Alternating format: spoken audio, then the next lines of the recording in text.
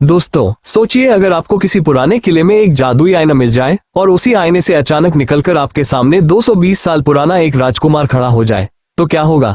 एक तरफ है मॉडर्न जमाना और दूसरी तरफ सदियों पुराना इश्क, जहां हर मुलाकात वक्त से चुराए हुए पलों जैसी लगती है। आज मैं आपको जिस मूवी की कहानी सुनाने जा रहा हूं, उसमें है रहस्य, रोमांस और टाइम ट्रैवल का अनोखा तड़का। एक ऐसी कहानी जहां मोहब्बत वक्त की दीवारें भी तोड़ देती है। तो चलिए दोस्तों, शुरू करते हैं इस मजेदार और रोमांचक सफर को। मूवी की शुरुआत होती है चेल्सी से, जो एक रियल एस्टेट इंस्पेक्टर है। उसका काम प्रॉपर्टीज की जांच करना होता है और वो एक बैंक के लिए काम करती है। अपने काम के सिलसिले में वो अक्सर अलग अलग जगह जाती रहती है और इस बार का सफर उसे अमेरिका से सीधे लंदन ले आया है। लंदन पहुंचते ही बैंक का एक कर्मचारी उसे लेने आता है। दोनों एक पुराने किले की तरफ जा रहे होते हैं जिसे बैंक बेचना चाहता है। रास्ते में कार में जाते वक्त चेल्सी का चेहरा उदास सा होता है। वो काफी बुझी बुझी लग रही होती है। गाड़ी चला रही औरत उससे प्यार से पूछती है कि क्या बात है। तब पता चलता है कि चेल्सी का अभी कुछ दिन पहले ही अपने पार्टनर निक के साथ ब्रेकअप हुआ है। असल में इस वर्क ट्रिप पर निक को भी चेल्सी के साथ आना था, लेकिन आखिरी वक्त पर उसने मना कर दिया। ये पहली बार नहीं था, इससे पहले भी कई बार ऐसा हो चुका था। बार बार इस तरह निराश होने से तंग आकर चेल्सी ने रिश्ता खत्म कर दिया। लेकिन अब जब वो आगे बढ़ने की कोशिश कर रही है, निक बार बार उसे कॉल करके माफी मांग रहा है, जिससे उसके लिए अपने जज्बात संभालना और भी मुश्किल हो रहा है। कुछ ही देर में वो लोग किले पहुंच जाते हैं। ये एक बेहद खूबसूरत और विशाल पुरानी हवेली होती है, जो इतिहास और कुछ राजों से घिरी हुई है। शुरुआती कागजी काम और औपचारिकताओं के बाद चेल्सी वहां ठहरने की तैयारी करती है ताकि वो अपनी जांच शुरू कर सके। बैंक की कर्मचारी उसे क्वीन से मिलवाती है, जो पास ही रहता है और इस प्रॉपर्टी की देखभाल का जिम्मेदार है। एक बार सब सेट होने के बाद चेल्सी घर को एक्सप्लोर करने लगती है और अपना सामान खोलकर जमाने रखने लगती है। काम पर ध्यान देने की कोशिश के बावजूद चेल्सी का फोन बार बार बजता रहता है। निक के कॉल्स बार बार स्क्रीन पर चमकते हैं, जिन्हें वो जानबूझकर नजरअंदाज कर देती है। इधर उधर देखते हुए उसे धीरे धीरे समझ आने लगता है कि ये किला इतने सालों से क्यों नहीं बिका। यहाँ के बारे में अफवाह है कि ये जगह भूतिया है और यही बात अब तक हर खरीदार को डरा कर भगा चुकी है। अब अपने आसपास के माहौल को लेकर एक्साइटेड हुई चेल्सी ने किले को और गहराई से देखने का फैसला किया। वो घूमते घूमते नीचे बेसमेंट तक पहुंच जाती है, एक हल्की रोशनी वाला थोड़ा डरावना सा हिस्सा। जैसे ही वो अंदर कदम रखती है, कुछ अजीब होता है। उसके फोन की टॉर्च टिमटिमाकर बंद हो जाती है और फिर अचानक पूरा फोन ही बिना वजह बंद हो जाता है। अचानक छा गई घुप अंधेरी में उसका दिल जोर जोर से धड़कने लगता है। एक पल के लिए डर की लहर उसके अंदर तक उतर जाती है। अपना बैग कसकर पकड़ते हुए वो सावधानी से बेसमेंट के अंदर और गहराई तक जाने लगती है। जैसे ही वो धीरे धीरे आगे बढ़ती है, उसकी नजर एक अजीब सी चीज पर रुक जाती है। दूर वाली दीवार के सहारे खड़ा एक बड़ा नक्काशीदार आईना।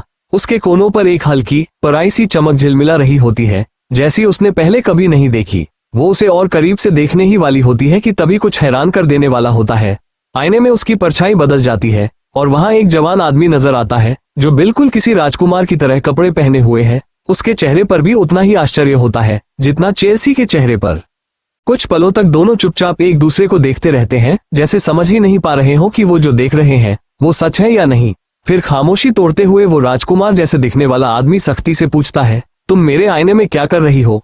अब भी हिली हुई चेल्सी जवाब देती है, ये मेरा घर है और तुम हो जो मेरे आईने में नजर आ रहे हो। दोनों ही इस अजीब और रहस्यमयी हालात से पूरी तरह उलझन में पड़ जाते हैं।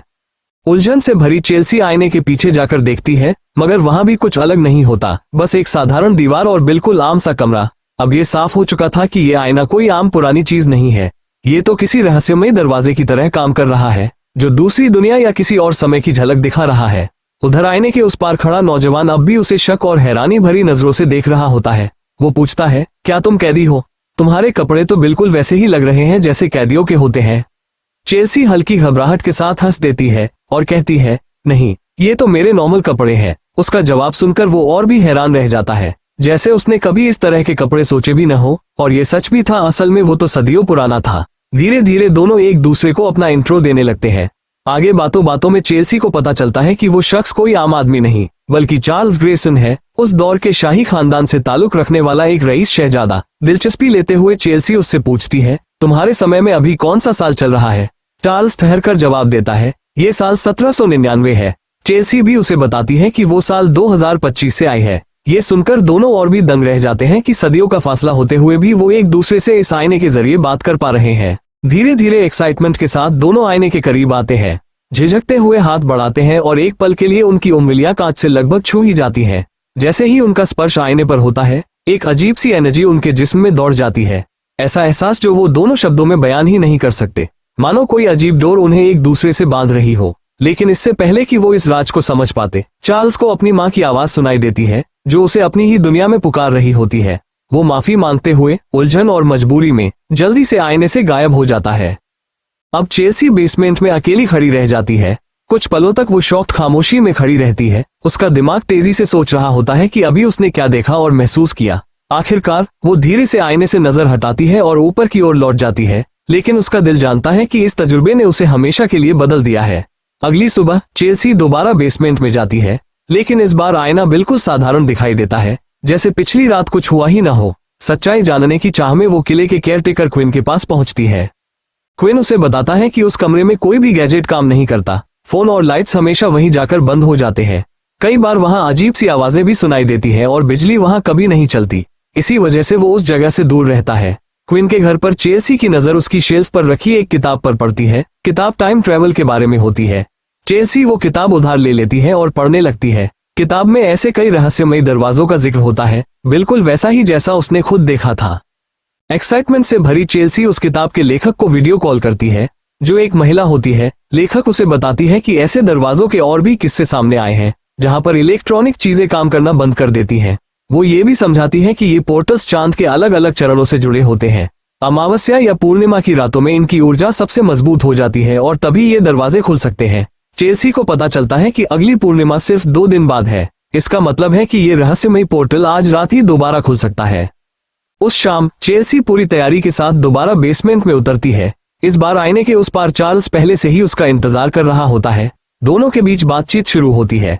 चेल्सी उसे बताती है कि उसका दौर कितना अलग है, कैसे लगभग हर बीमारी का इलाज अब मौजूद है और हवाई जहाजों की मदद से लोग दुनिया के किसी भी कोने तक सफर कर सकते हैं। ये बातें सुनकर चार्ल्स दंग रह जाता है और मान लेता है कि वो खुद भी भविष्य देखना चाहेगा। मगर चेल्सी उसे चेतावनी देती है कि अगर वो उसकी दुनिया में आ गया तो इतिहास बदल सकता है और ये दोनों की जिंदगियों पर खतरनाक असर डाल सकता है। बातचीत के दौरान चार्ल्स बिस्किट, कुकीज खाने लगता है और हंसते हुए कुछ चेल्सी की तरफ आईने से बढ़ा देता है। पहले तो चेल्सी उन्हें एंजॉय करती है, लेकिन अचानक उसका चेहरा बदलने लगता है। उसकी सांस अटकने लगती है। उन कुकीज में नट्स होते हैं और चेल्सी को नट्स से गंभीर एलर्जी है। वो घबराकर सांस लेने के लिए जूझने लगती है। ये देखकर चार्ल्स का दिल दहल जाता है और बिना एक पल सोचे वो आईने को पार करता हुआ छलांग लगा देता है, सीधे चेल्सी की दुनिया में, ताकि उसकी मदद कर सके। चेल्सी हांफते हांफते चार्ल्स को बताती है कि उसका एपिपेन किचन में रखे बैग में है। चार्ल्स बिना वक्त गवाए ऊपर भागता है, बैग ढूंढकर नीचे लाता है और उसे चेल्सी को देता है। कांपते हाथों से चेल्सी खुद को इंजेक्शन लगाती है। धीरे धीरे उसकी सांस सामान्य होने लगती है और एलर्जिक रिएक्शन थम जाता है। हालांकि वो अब भी बेहद कमजोर महसूस करती है। ये देखकर चार्ल्स उसके पास ही रुकने का फैसला करता है। दोनों थके और टूटे हुए हालत में उसी बेसमेंट में साथ लेट जाते हैं और नींद की आगोश में चले जाते हैं। अगली सुबह जब चेल्सी उठती है तो वो खुद को कहीं ज्यादा बेहतर महसूस करती है, लेकिन जैसे ही वो और चार्ल्स दोबारा बेसमेंट में जाकर आईना देखते हैं, उन्हें एहसास होता है कि दरवाजा अब बंद हो चुका है। दोनों दुनियाओं के बीच का पोर्टल सील हो गया है। किताब से मिली जानकारी के मुताबिक ये रहस्यमयी दरवाजा अब फिर से केवल 15 दिन बाद अगली पूर्णिमा की रात को खुलेगा। तब तक के लिए चार्ल्स चेल्सी की दुनिया में फंसा रह जाता है। पहली बार मॉडर्न दुनिया को देखकर चार्ल्स हैरान भी होता है और रोमांचित भी। चारों तरफ की हर चीज, लाइट्स, कारें, मशीनें उसके लिए किसी चमत्कार से कम नहीं होती। आसपास का नजारा, नई नई टेक्नोलॉजी, लगातार गूंजता शोर और जिंदगी की तेज रफ्तार, ये सब चार्ल्स के लिए एकदम अनजाना और अजीब होता है। कहीं और जाने की जगह न होने की वजह से वो चेल्सी के साथ किले में ही रहने लगता है। धीरे धीरे दोनों के बीच रोजमर्रा की बातें शुरू होती हैं। चार्ल्स उसे अपने अतीत, अपने खानदान और उस जिंदगी के बारे में बताता है जिसे उसने 18वीं सदी में पीछे छोड़ दिया था। वहीं चेल्सी उसे 2025 की तमाम अजीबोगरीब और हैरान कर देने वाली चीजें दिखाती है। वक्त के साथ दोनों के बीच का रिश्ता गहराने लगता है। एक्साइटमेंट और सवाल जवाब की जगह अब एक सच्चा लगाव और अपनापन जन्म लेने लगता है। एक दिन अचानक चेल्सी के मन में ख्याल आता है कि वो विकिपीडिया पर चार्ल्स ग्रेसन का नाम ढूंढे, ताकि पता चल सके कि इतिहास में उसका क्या जिक्र है। पर जैसे ही वो पढ़ती है, उसका दिल टूट जाता है। वहां साफ लिखा होता है कि जिस तारीख के कुछ ही हफ्तों बाद चार्ल्स अपने समय से गायब हुआ था, पड़ोसी राज्य में एक भयानक आग लग गई थी। उसी आग ने उसकी जिंदगी छीन ली थी और उसकी अकाल मृत्यु का जिक्र इतिहास में दर्ज है। ये सच जानकर चेल्सी भीतर तक टूट जाती है, खासकर तब जब वो किले के पीछे वाले हिस्से में चार्ल्स का एक स्मारक पत्थर भी देख लेती है। अब उसे यकीन हो जाता है कि चार्ल्स की किस्मत कैसी थी, लेकिन वो ये राज उससे छिपा लेती है। वो नहीं चाहती कि चार्ल्स पर इस सच्चाई का बोझ पड़े और उसका भविष्य या उसके फैसले इस डर से बदल जाएं। अगले दिन चेल्सी को काम के सिलसिले में बाहर जाना पड़ता है। चार्ल्स अकेला किले में रह जाता है। तभी बैंक की कर्मचारी एक संभावित खरीदार को प्रॉपर्टी दिखाने लेकर पहुंच जाती है। घबराकर चार्ल्स छिपने की कोशिश करता है, मगर गड़बड़ी में उसकी टक्कर क्विन केयरटेकर से हो जाती है। क्विन तुरंत सब समझ जाता है। चेल्सी ने किले में किसी अजनबी को छुपा रखा है, लेकिन मुसीबत खड़ी करने की बजाय क्विन उसकी मदद करने का फैसला करता है। वो चार्ल्स को अपने घर ले जाता है ताकि कोई बाहरी उसकी झलक न देख पाए। वहां दोनों बातें करने लगते हैं। चार्ल्स की जिज्ञासा और नई दुनिया देखने का शौक देखकर क्विन उसे शहर में लंच के लिए ले जाता है। ये चार्ल्स का पहली बार असली मॉडर्न खाने का अनुभव होता है। बर्गर, फ्रेंच फ्राइज और 21वीं सदी की छोटी छोटी सुख सुविधाएं जो उसे किसी जादू से कम नहीं लगती। ये तजुर्बा चार्ल्स को बेहद खुश कर देता है। दिन भर घूमने फिरने और नई नई चीजें देखने के बाद उसका दिल धीरे धीरे इस अजनबी लेकिन रंगीन और तेज रफ्तार दुनिया की तरफ खींचने लगता है। फिर भी भीतर कहीं वो जानता है कि वो एक मिसफिट है, एक ऐसा इंसान जो गलत जमाने में जी रहा है और जिसकी किस्मत से वो और चेल्सी दोनों ही आसानी से बच नहीं सकते। शाम को जब चेल्सी घर लौटती है तो उसे खरीदार का फोन आता है। वो कहता है कि उसे किला बहुत पसंद आया है और अगले हफ्ते तक कागज भेजकर सौदा पक्का करना चाहता है। ये सुनकर चेल्सी का दिल डूब जाता है। अब वो चार्ल्स से मोहब्बत करने लगी है और अगर किला बिक गया और आईना हमेशा के लिए चला गया तो वो दोनों फिर कभी एक दूसरे को नहीं देख पाएंगे। उधर चार्ल्स भी बातचीत का कुछ हिस्सा सुन लेता है और उसे पता चलता है कि नया खरीदार असल में किला गिराकर वहां नई इमारत बनाना चाहता है। ये सुनते ही चार्ल्स बेचैन हो उठता है। वो चेल्सी से कहता है कि वो अपने पुश्तैनी घर को खोने का ख्याल भी बर्दाश्त नहीं कर सकता। फिर वो उससे मदद मांगता है कि किसी तरह किले को बचाया जाए। अगले दिन चेल्सी और चार्ल्स हर मुमकिन कोशिश करने का फैसला करते हैं। सबसे पहले वो एक शॉपिंग सेंटर जाते हैं जहां चेल्सी चार्ल्स के लिए नए कपड़े खरीदती है ताकि वो शहर में किसी को अजीब न लगे। उसके बाद वो सिटी सेंटर पहुंचते हैं और स्थानीय अधिकारियों से बात करते हैं। वो लोग उनसे गुजारिश करते हैं कि किले को ऐतिहासिक धरोहर घोषित कर दिया जाए क्योंकि उसे बने हुए 200 साल से भी ज्यादा वक्त हो चुका है। लेकिन अधिकारियों का जवाब दोनों का दिल तोड़ देता है। वो कहते हैं कि शहर में पहले से ही कई पुरानी इमारतें मौजूद हैं और हर पुराने घर को ऐतिहासिक धरोहर का दर्जा नहीं दिया जा सकता। चूंकि किला बैंक की मिल्कियत है, इसलिए उसका भविष्य सिर्फ बैंक ही तय करेगा। चार्ल्स उदास हो जाता है, लेकिन उनके पास अब और कोई चारा नहीं बचता। उस शाम दोनों बैठकर बातें कर रहे होते हैं। चार्ल्स चेल्सी का शुक्रिया अदा करता है उसकी हर मदद के लिए। फिर वो उसे अपने बचपन का जिक्र करता है और पास के एक और किले का नाम लेता है, वही जगह जहां उसका जन्म हुआ था। वो चेल्सी से कहता है कि अगर वो वहां चले तो शायद उसका दिल हल्का हो जाए। यही नाम सुनते ही चेल्सी का चेहरा सख्त पड़ जाता है। उसे अचानक याद आता है कि इतिहास में इसी जगह 1799 में आग लगी थी और वहीं चार्ल्स की मौत हुई बताई जाती है। अब वो सच्चाई और ज्यादा नहीं छिपा पाती। आखिरकार वो चार्ल्स को सब बता देती है, यहाँ तक कि उसे वो स्मारक पत्थर भी दिखाती है जिस पर उसका नाम खुदा हुआ है। पहले तो चार्ल्स ये सब सुनकर हैरान रह जाता है, लेकिन फिर धीरे धीरे वो शांत होकर कहता है, मुझे नहीं लगता कि मैं वाकई मरा था। देखो, मैं अभी भी जिंदा हूँ। हो सकता है कि उस रात जब आग लगी तब मैं किसी तरह भविष्य में आ गया और यहीं रहने लगा। शायद लोगों ने यही समझ लिया कि मैं आग में मारा गया। वो चेल्सी को तसल्ली दिलाता है और समझाता है कि शायद हालात उतने निराशाजनक नहीं हैं जितने दिखते हैं। चार्ल्स अब इस दुनिया से मोहब्बत करने लगा है और यहीं रहना चाहता है, लेकिन चेल्सी जानती है कि ये उसकी असली दुनिया नहीं है। उसका घर और उसका काम अमेरिका में है और वो तो सिर्फ किले की जांच और उसे बेचने के लिए यहाँ आई थी। इसके अलावा अगर चार्ल्स हमेशा के लिए इस दौर में रह भी गया तो करेगा क्या? न उसके पास कोई घर होगा, न पैसा, और न ही इस दुनिया में उसकी कोई पहचान। काफी देर तक बातें करने और सोचने के बाद दोनों ये फैसला करते हैं कि उनके लिए सबसे अच्छा यही होगा कि वो अपने अपने समय और जिंदगी में वापस लौट जाएं। फिर भी चेल्सी किले को बचाना चाहती है। वो अपने बॉस से बार बार विनती करती है कि किला न बेचा जाए, लेकिन उसका बॉस उसकी एक नहीं सुनता और साफ मना कर देता है। दिन तेजी से बीतते जाते हैं और जल्द ही 15 दिन पूरे होने वाले होते हैं। इसका मतलब है कि आईने का पोर्टल फिर से खुलेगा और चार्ल्स को जाना ही पड़ेगा। ये जानते हुए कि उनका साथ अब बस कुछ वक्त का है, चार्ल्स चेल्सी के लिए एक खास डेट का इंतजाम करता है। दोनों साथ डिनर करते हैं, नाचते हैं और आखिरकार अपने दिल की बात कह देते हैं। दोनों मोहब्बत का इजहार करते हैं और उन आखिरी लम्हों को पूरी तरह जीने की कोशिश करते हैं। अगले दिन उदासी से भरे चार्ल्स की मुलाकात क्विन से होती है। वो दिल का बोझ हल्का करने के लिए क्विन को बताता है कि उसे अपना घर खोने का ख्याल ही सहन नहीं हो रहा। क्विन चार्ल्स की बात सुनकर सन्न रह जाता है। अब उसे पूरी तरह समझ आ जाता है कि चार्ल्स कोई आम अजनबी नहीं है, बल्कि वही शहजादा है जो 200 साल पहले इस किले में रहता था और किसी तरह उस जादुई आईने के जरिए यहाँ आ गया है। दोनों देर तक बात करते हैं और चार्ल्स अपना मन खोलकर बताता है कि वो चेल्सी की जिंदगी आसान बनाना चाहता है।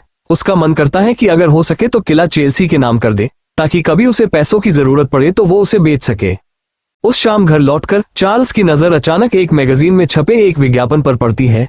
ये विज्ञापन ग्रेफील्ड बैंक का होता है, एक ऐसा बैंक जो पूरे 300 साल से काम कर रहा है। ये देखकर चार्ल्स के मन में अचानक एक विचार जन्म लेता है। धीरे धीरे शाम ढलती है और पूर्णिमा की रात आ पहुंचती है। वही रात जब आईने का पोर्टल दोबारा खुलेगा।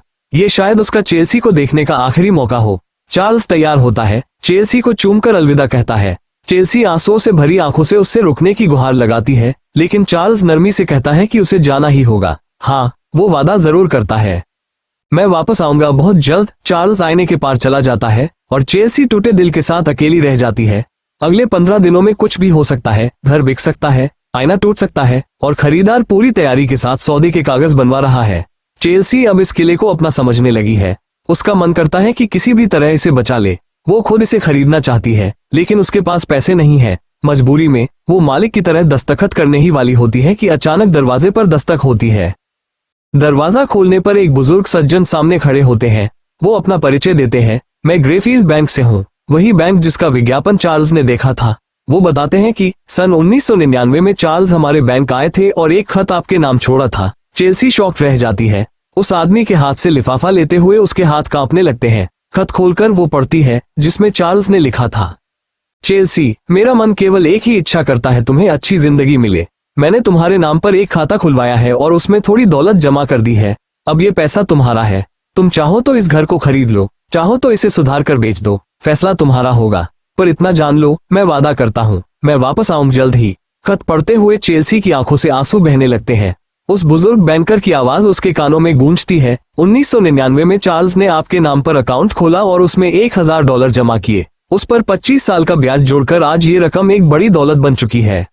यानी अब उसके पास किला खरीदने और बचाने की पूरी ताकत थी। तो दोस्तों, आखिरकार वो पल आ ही गया जब आईने का पोर्टल दोबारा खुला।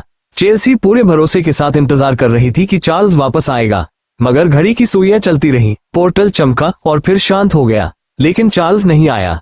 चेल्सी टूट गई। उसके सपने, उसकी उम्मीदें, सब कुछ बिखर गया। दिल भारी हो गया और उसी रात वो रोते रोते सो गई। मगर कहते हैं ना, किस्मत अपना रास्ता खुद बना लेती है। सुबह होते ही दरवाजे पर हलचल हुई। किसी के कदमों की आहट सुनाई दी। चेल्सी डर गई, सोचा शायद कोई घुसपैठिया है। वो हिम्मत करके सामने गई और जैसे ही उस शख्स को देखा, उसकी आंखों से आंसू छलक पड़े। वो कोई और नहीं बल्कि चार्ल्स था। चेल्सी दौड़कर उससे लिपट गई और रोते हुए बोली, मुझे लगा तुम आग में मर गए हो। चार्ल्स मुस्कुराते हुए बोला, नहीं चेल्स, मेरे समय में लंदन जाकर लौटने में पूरा हफ्ता लग जाता है। मैं तुम्हारे नाम पर बैंक अकाउंट खोलकर वापस लौटा हूँ ताकि तुम्हें वो पैसे मिल सके। चेल्सी ने हैरानी और खुशी से बताया कि उसे वो रकम सच में मिल चुकी है और उसी पैसे से उसने ये किला खरीद लिया है। दोस्तों, सोचिए जरा, 220 साल पहले का इंसान भविष्य की एक औरत के लिए बैंक अकाउंट खोलता है और 300 मिलियन पाउंड छोड़कर जाता है। ये कोई साधारण इश्क नहीं था, ये वक्त और किस्मत से लड़ जाने वाला प्यार था। अब जब किला भी बच चुका है और उनका रिश्ता भी पहले से कहीं ज्यादा गहरा हो चुका है, चार्ल्स और चेल्सी आखिरकार साथ रह पाते हैं। और दोस्तों, यही इस मूवी का खूबसूरत अंत है, जहां प्यार ने वक्त को भी हरा दिया। और इसी के साथ ये फिल्म यहीं खत्म होती है। अगर आपको ये कहानी पसंद आए हो तो लाइक, कमेंट और शेयर जरूर करें। मैं मिलूंगा आपसे अगली वीडियो में एक और नई और रोमांचक कहानी के साथ।